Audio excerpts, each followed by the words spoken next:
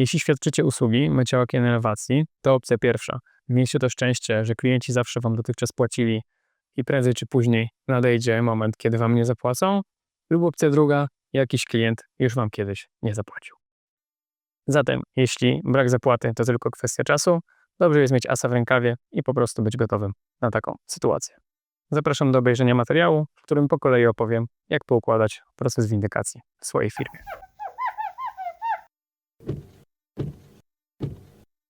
W pierwszej kolejności należy zadbać o to, aby już na etapie potwierdzania zlecenia lub podpisania umowy mieć pewne zapisy zawarte i potwierdzone z klientem.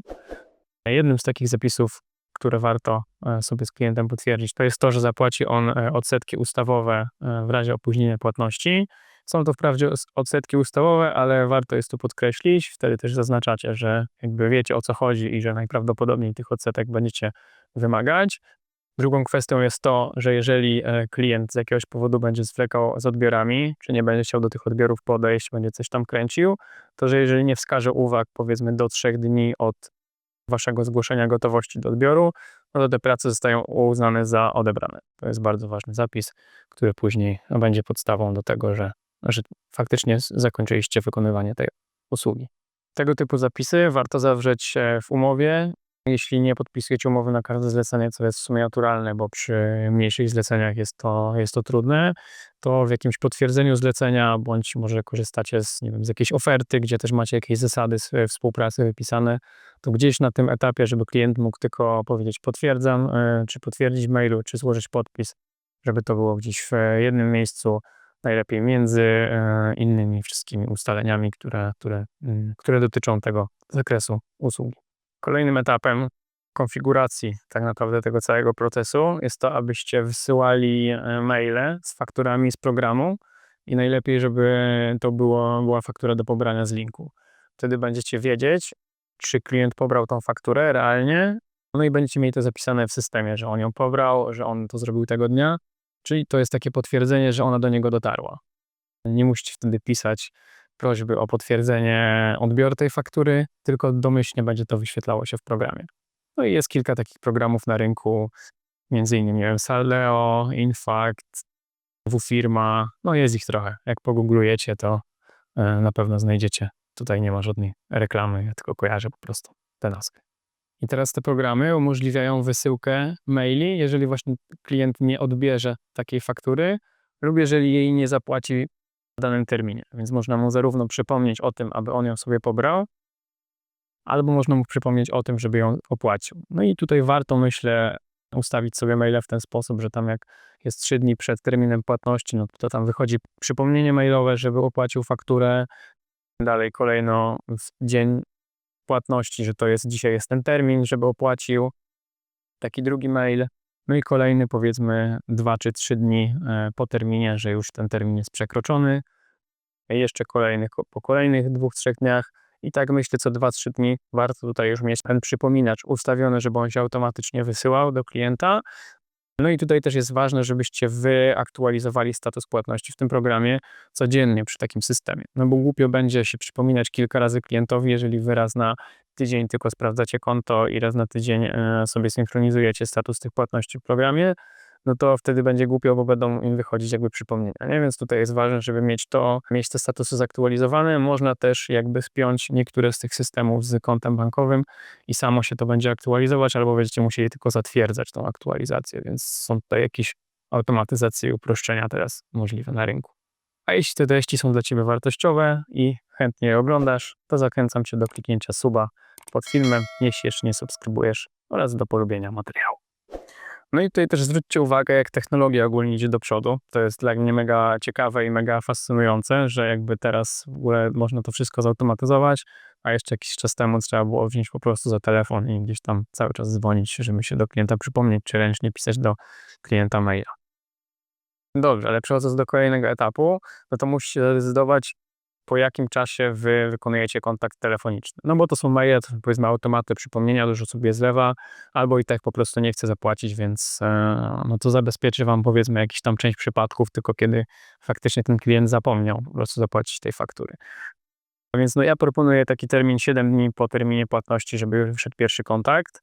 Możecie sobie oczywiście skrócić, wydłużyć według własnych preferencji. No i podczas takiego telefonu, jeżeli klient odbierze, w pierwszym przypadku zakładamy, że on odbiera, no to możecie jakby dokonać jakichś ustaleń, zbadać przyczynę, czemu on nie zapłacił, czy to jest kwestia zapomnienia, czy to jest właśnie bardziej gra na czas. Tutaj już musicie wyczuć klienta wraz z waszym doświadczeniem będziecie wiedzieć, czy to jest gra na czas bardziej, czy to jest faktycznie ktoś zapomniał. I tutaj możecie po prostu konkretnie ustalić, jakby kiedy ten klient jakby dokona tej płatności. Nie? To powinno być konkretnie ustalone podczas tej rozmowy. Ja proponuję 2 lub 3 dni po prostu dać mu termin, bo to i tak już jest faktura po terminie, więc 2-3 dni na płatność, na wysłanie wam potwierdzenia. I jakby trzeba to jeszcze sobie potwierdzić te ustalenia ustne, jakby pisemnie. Nie?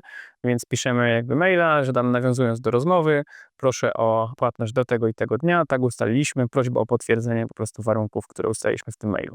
No i taki przykładowy mail wysyłacie. No i tutaj ważne też, żeby podczas tej rozmowy i jakby całego tego procesu zachować taki pełen profesjonalizm, spokój, ale też żeby być stanowczym i żeby postawić siebie w takiej roli, że jakby trochę z wami nie ma żartów, nie? Że wy jesteście profesjonalistami, wy macie ten proces ułożony i na pewno ściągniecie z tego klienta kasę.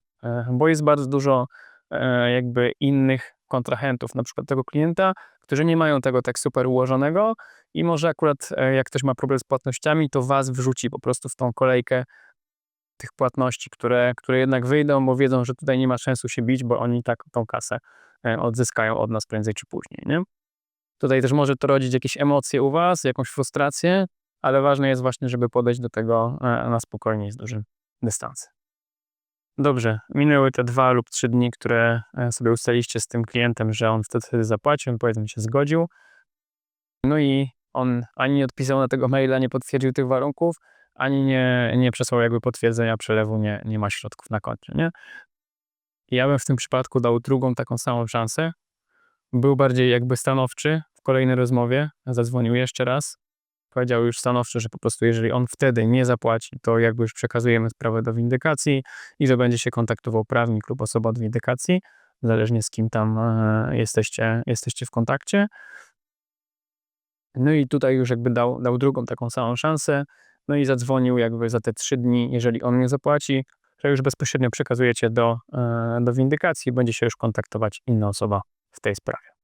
Tutaj jeśli macie tą dyskusję z klientem i jeżeli on podaje na przykład jakieś powody, że nie zapłaci, bo jakby niedokładnie wykonaliście usługę, no to tutaj należy cofnąć do protokołu, bo podstawą do wystawienia faktury jest protokół.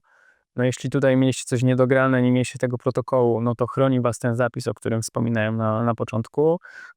No ale też warto wtedy się spróbować dogadać, nie? Może mu chodzi o jakąś pierdołę, żeby jednak poprawić i wtedy jakby nie będzie problemu. To wszystko oczywiście wam wydłuża cały proces płatności, więc ważne jest tutaj, żeby szybko działać, no ale on nie powinien mieć takich argumentów, że coś jest niedokładnie wykonane, nie? Jeżeli coś gdzieś tam jest po waszej stronie faktycznie, no to tutaj warto się stanowić, czy by nie podjechać, nie poprawić czegoś i może to zamknie po prostu temat. I załóżmy ten czarny scenariusz, czyli po tych kolejnych 2 czy 3 dniach klient nie płaci. No i teraz czas jest przekazać sprawę do osoby, z którą współpracujecie.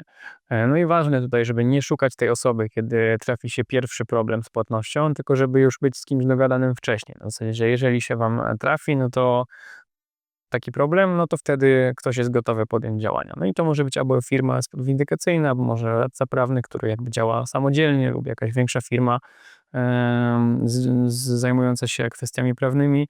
Tutaj tą kwestię zostawiam wam. Ważne, żebyście byli dogadani wcześniej. No i tutaj moim zdaniem taki krok pierwszy to jest jakby telefon. Załóżmy, że to będzie radca prawny, więc telefon radcy prawnego do tego klienta, do osoby odpowiedzialnej za płatność. Ktoś też tam wam może podpowiedzieć w strukturze, może do kogoś innego da się tam dotrzeć niż tylko do tej osoby, z którą rozmawiacie.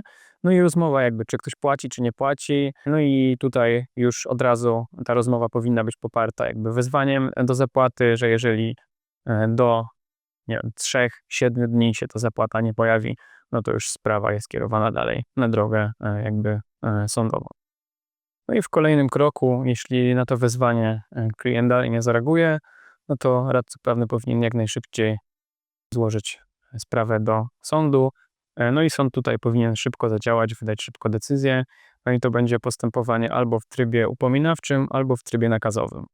Ten tryb nakazowy będzie wtedy, kiedy macie super wszystkie ustalenia, na przykład umowę, protokół, kiedy tam wszystko jest czarno na białym jasne, że wy to jakby wykonaliście, on po prostu nie płaci.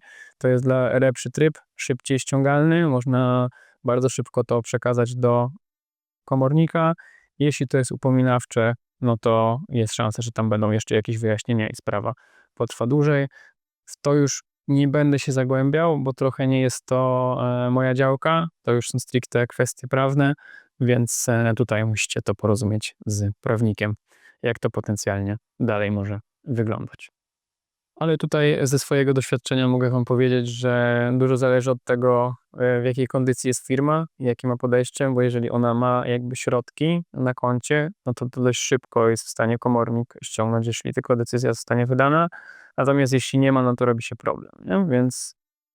Więc to od tego zależy i oczywiście kondycję firmy też możecie sprawdzić przed, na przykład w KRS-ie, jakie ma wyniki finansowe.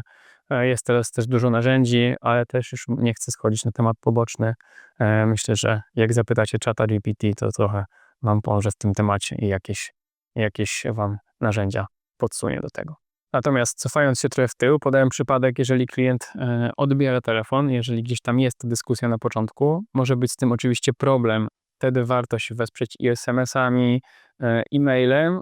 No i tak samo dać sobie określone krótkie odcinki czasu. Już wtedy ja bym się kontaktował codziennie, jeśli nie ma tam konkretnych ustaleń, to bym codziennie wysyłał jakiś kontakt do tego klienta. No i jeżeli po takich 7 dniach nie ma żadnego kontaktu, no to już wtedy bym przekazał sprawę do radcy prawnego bądź firmy windykacyjnej, no i żeby dalej już ktoś się tym zajmował. Może się wam jeszcze nasunąć takie pytanie, temat do rozważenia, jak koszt takiej firmy windykacyjnej, czy koszt radcy prawnego, jakby ile oni weźmą za taką obsługę. No i tutaj znowu się cofnę do tego, co wcześniej mówiłem, czyli do tego, żeby sobie zadbać właśnie wcześniej o to, żeby mieć taką osobę, już sobie wycenić więc takie usługi, nie wiem, czy godzinowo, czy od kwoty z faktury, może jesteście się w stanie jakoś dogadać. No na pewno jeżeli robicie usługę po 200, 300, 400, no może do 500 zł, to do 500 zł na pewno się tego nie opłaca windykować przez radcę prawnego, bo tam jakby no to jest za mały koszt, tutaj musicie próbować jakoś sami, no jak wam ktoś po prostu nie zapłaci, no to chyba trudno, trzeba to wliczyć w koszty, że to jest któreś tam jakiś tam odsetek powiedzmy waszych usług. Na szczęście moje doświadczenie pokazuje, że nie jest tak, że bardzo często klienci nie płacą, ale na pewno trzeba mieć to wkalkulowane w marżę usługi, nie? Czyli tutaj, jak pamiętacie może materiał o wycenach, który robiłem, no to tam ta marża musi wam też starczyć na to, że co którąś usługę, jakiś odsetek tych usług będziecie musieli windykować, będziecie musieli wydać na tego radcę prawnego i fajnie jakby wam ta windykacja nie zjadła całej marży. Tyle w tym materiale. Zapraszam do komentowania, zapraszam was do zadawania pytań. Chętnie na nie odpowiem. No i do zobaczenia w kolejnych filmach. Cześć!